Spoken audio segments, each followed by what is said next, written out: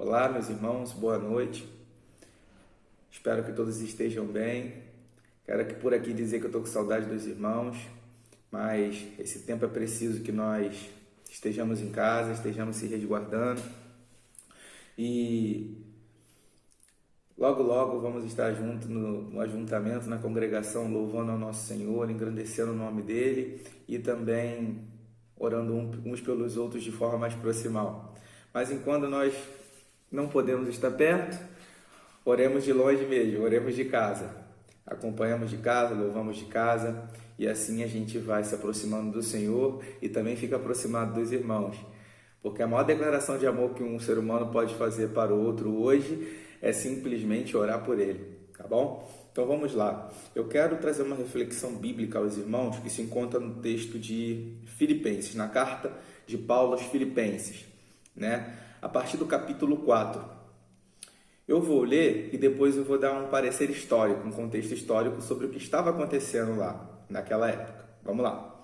Portanto, meus irmãos, amados e muito saudosos, minha alegria e coroa, sim, amados, permanecei deste modo firmes no Senhor.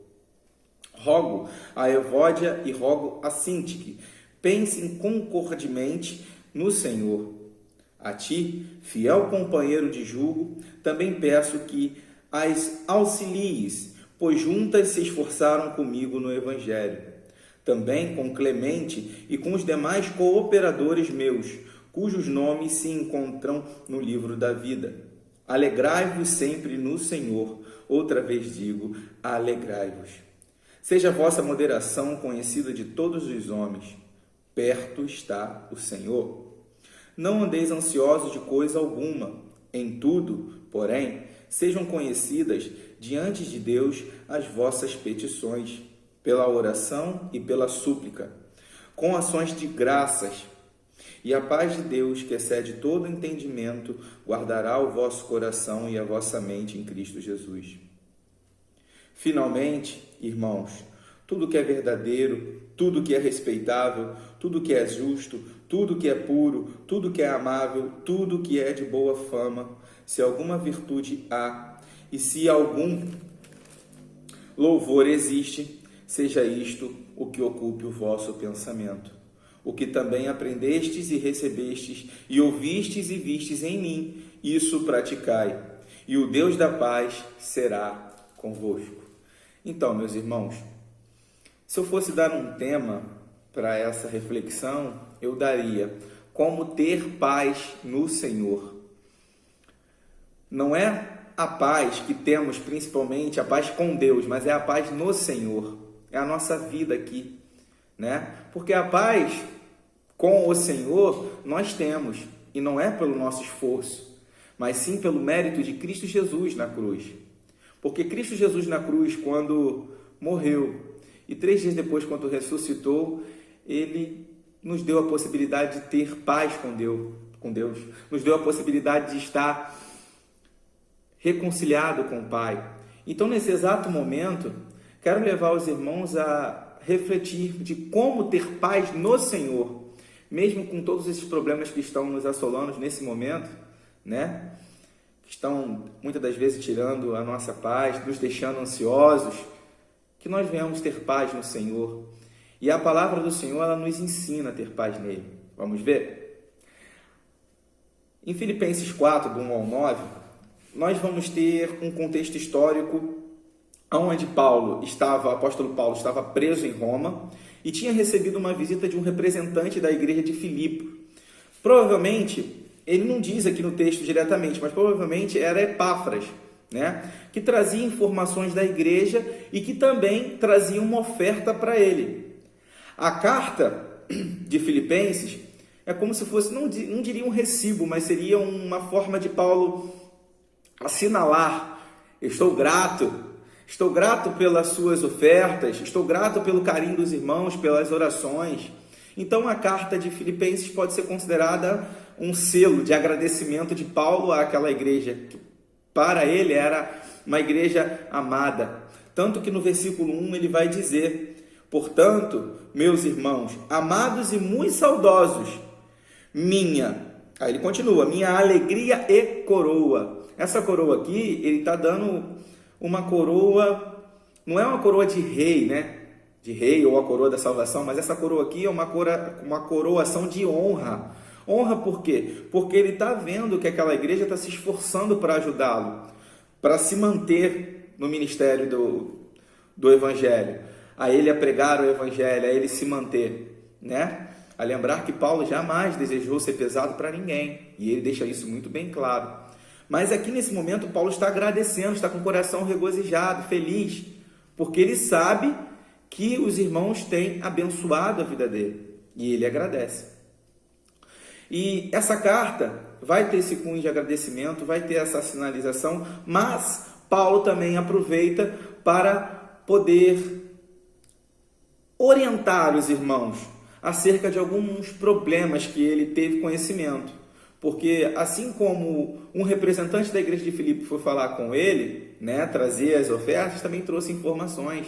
E essas informações eram de cunho pastoral. Nesse momento, Paulo ele vai dar algumas orientações importantíssimas que serviram para a vida dos filipenses e que servem para a vida de nossas almas hoje. Então vamos ver?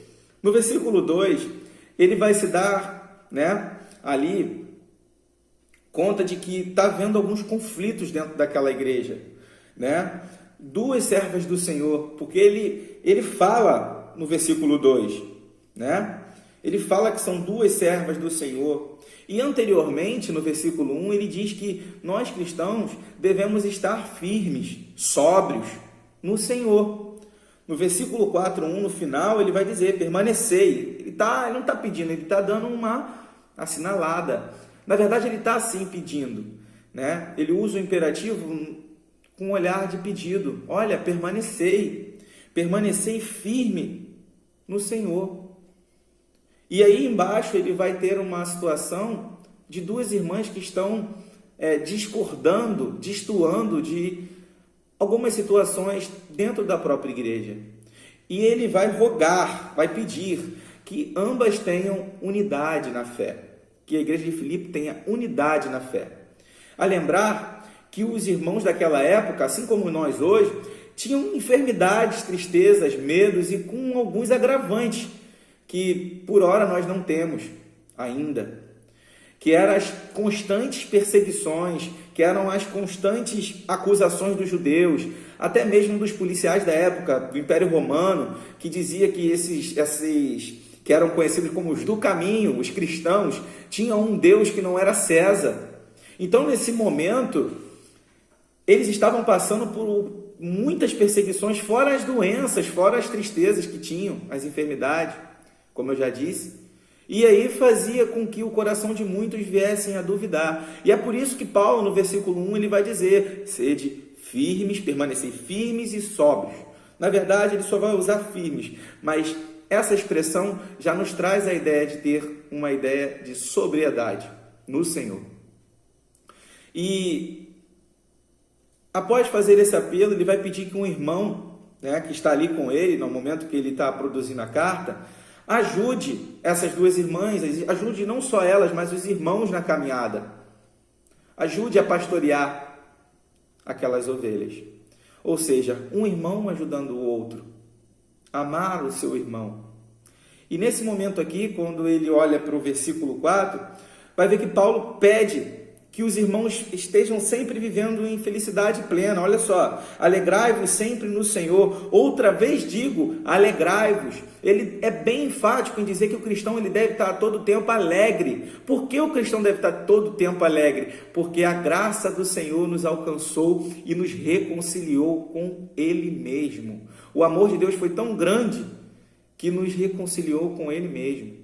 E é por isso que nós devemos estar alegres, porque nem aqui nessa vida e nem depois da morte nós estaremos perdidos, porque temos o Senhor. E Paulo ele vai dizer isso agora no versículo 5, e ele vai pedir para que nós cristãos, não só daquela época, mas agora também, sejamos moderados, e que nós venhamos a dar bom testemunho aos homens. E de que forma fazemos isso? Apenas observando a palavra do Senhor e a praticando, né? E aí ele vai dizer no final do versículo 5, perto está o Senhor. Então, o motivo da nossa alegria é que perto está o Senhor. Ele habita em nós, Ele nos guarda. E no versículo 6, 7, 8 e 9, Paulo vai estar nos ensinando alguns meios de graça para evitar a ansiedade e ter paz. Né? Como eu disse, não é aquela paz com Deus, mas é até a paz com nós mesmos, em descansar no Senhor. E ele dá 2 meios de graça, e esses 2 meios de graça são maravilhosos. Paulo vai dizer no versículo 6 assim: não andeis ansiosos de coisa alguma, em tudo, porém, sejam conhecidas diante de Deus as vossas petições pela oração e pela súplica, com ações de graça. Aqui ele está dizendo que nós cristãos devemos colocar tudo diante do Senhor, nas nossas orações, aproveitar que hoje é terça-feira, hoje é dia de oração em família, né? O dia em oração nesse ajuntamento espiritual, não estamos próximos fisicamente, mas os nossos espíritos voltados ao Senhor, diante da face do nosso Deus, devem estar unidos em oração. Então, aqui Paulo está dizendo que nós não devemos estar ansiosos. Ele usa o imperativo para iniciar o versículo. Ele diz, não andeis, é um imperativo negativo. Ele está falando ali, não andeis ansiosos de coisa alguma, é tudo na nossa vida, não andeis ansiosos, né? E a primeira forma de lutar contra essa ansiedade, e digo, meus irmãos, que há ansiedades que precisam sim de tratamento, precisam muitas das vezes de remédio, precisa de acompanhamento clínico de um profissional adequado, mas também há ansiedades que são ocasionadas devido às nossas faltas de atenção com a nossa vida espiritual. Muitas das vezes nós sofremos, às vezes, pressões de ansiedade porque nós não percebemos que não gastamos, ou na verdade não ganhamos o tempo necessário com o Senhor, descansando a nossa alma, alimentando o nosso espírito. Então Paulo ele vai ser bem simples em dizer que, primeiramente, o primeiro meio de graça para poder lutar contra a ansiedade vai ser orar. Vai ser orar. Vai ser clamar ao Senhor e colocar diante do Senhor tudo aquilo que está te deixando ansioso. Os problemas da vida nos deixam ansiosos. A falta de dinheiro, a falta de provisão, muitas das vezes da nossa própria mente, em voltar às nossas atividades normais, nesse meio agora que nós estamos vivendo, nos traz ansiedade. E aqui Paulo está dizendo, devemos fazer conhecido ao Senhor todos os nossos problemas. E no versículo 8, na verdade no 7, ele vai afirmar que a paz de Deus, que excede todo entendimento, guardará o nosso coração e a nossa mente em Cristo Jesus. Ou seja, ore ao Senhor, fala com Ele, porque o teu Pai, que está te vendo orar, está te ouvindo, vai estar perto, vai estar contigo e vai encher o teu coração de paz. Mas não é só, meus irmãos, simplesmente orar. Há também a necessidade de se fazer o que está no versículo 8, né? Que é encher a nossa mente, que é pensar em coisas boas. Se nós passamos o dia inteiro só vendo notícias ruins, ouvindo coisas ruins, sabendo de todas as coisas que têm acontecido no mundo, não só no nosso país, que são horrorosas, e nós simplesmente passamos o dia naquilo, alimentando-se de coisas ruins, nós vamos produzir sentimentos ruins. Então Paulo está dizendo aqui que devemos ocupar a nossa mente com as coisas que são de Deus, as coisas que nos traz esperança, que nos traz alegria, que é a nossa pátria celestial, que é a palavra do Senhor. Então eu diria que o segundo elemento que Paulo vai ensinar a gente aqui é pensar em coisas boas. Logo, meus irmãos, no versículo 8, ele vai dizer que a gente esteja firme em tudo que é verdadeiro, em tudo que é respeitável, em tudo que é justo, em tudo que é puro, em tudo que é amável, em tudo que é de boa fama, se há alguma virtude e se há algum louvor, se existe, seja isso que ocupe o vosso pensamento, ocupar o nosso pensamento com a palavra do Senhor, com os 2 meios de graça importantíssimos que o Senhor nos ensina. Primeiro, orar, colocar para Ele as nossas petições. Segundo, ler a sua palavra, porque na sua palavra há delícias perpetuamente, ela não para.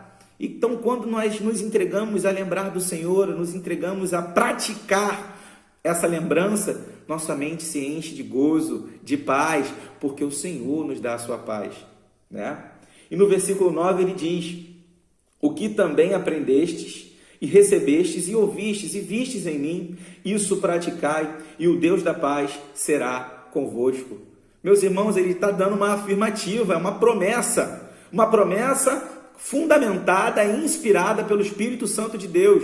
Ele está falando que nós devemos praticar. Se nós praticarmos a oração, a leitura da palavra, seja ela devocional ou não, né? E encher a nossa mente de coisas que vêm do Senhor, meus irmãos, ele está garantindo: o Deus de paz, ou melhor, o Deus da paz será conosco. E essa paz vai ser um fruto divino que vem antes de tudo através da prática da palavra de Deus. Meus irmãos, Paulo aprendeu a ter muito e a ter pouco. Nós cristãos devemos ser os imitadores de Paulo, aprendendo a ter muito e aprendendo a ter pouco. Que nós venhamos a ter a paz e a tranquilidade de poder dizer: tudo posso naquele que me fortalece. Então, meus irmãos, espero que essa reflexão ocupe o coração de vocês e que nós tenhamos em mente ocupar a nossa mente, o nosso pensamento com as coisas que vêm do alto, com as coisas que vêm de Deus. Desejo uma boa noite aos irmãos, que os irmãos lembrem em oração dos nossos outros irmãos e que a paz do Senhor Jesus Cristo esteja com todos. Em nome de Jesus. Amém.